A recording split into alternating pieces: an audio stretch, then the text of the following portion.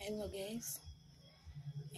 Leo nilikuwa nataka tuzungumzie jambo muhimu ambalo tunaenda kukabiliana nalo mwaka huu. Wote tunajua mwaka ni wa uchaguzi. Na serikali inajengwa na watu. Na sisi ni kati ya wale watu. Na kwenye uchaguzi kuna ili kujenga hiyo serikali kuna haki na wajibu unaambatana na ujenzi wa hiyo serikali.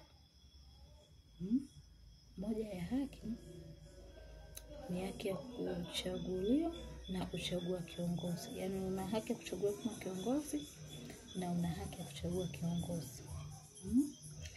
Lakini tukumbuke haki inaenda na wajibu. Kama una haki ya kuchagua kiongozi, maana yake ulitakiwa ujiandikishe kwenye daftari la kudumu la wapiga kura, na pia ikifika siku ya kupiga kura ukapiga kura.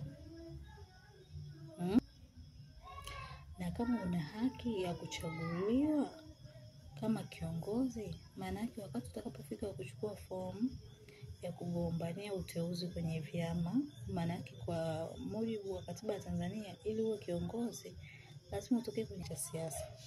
Kwa hiyo utakapofika wakati wa kuchukua fomu za kugombania uteuzi, basi usikae nyuma kama una sifa.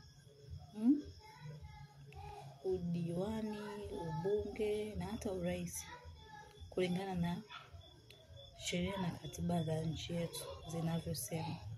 Na katiba ipo hata kwenye mitandao. Kwa hiyo mtu kama una smartphone, yani kama uko smart, lazima tutajua mtu anayetakiwa kuwa diwani anatakiwa kuwa na sifa zipi, anayetaka kuwa mbunge anatakiwa kuwa na sifa zipi, na anayetaka kugombea urais anatakiwa kuwa na sifa zipi.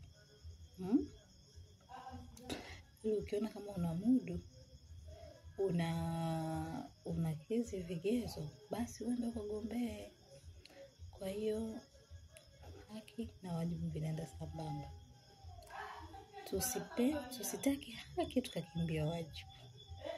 Kwa hiyo tufanye sehemu yetu sisi kama wananchi ili kuweza kujenga serikali bora. Miaka 5 ni mingi sana kama tukikosea kuchagua viongozi wazuri. Lakini miaka 5 tunaweza tukaiona michache kama tutachagua viongozi bora ambao wana mikakati mizuri ambao kwa miaka 5 inaweza isitoshe kwa kutimiza. Nawatakia mafanikio mema na nawatakia uchaguzi mwema ujao mwishoni mwa mwaka huu. Nawapenda sana.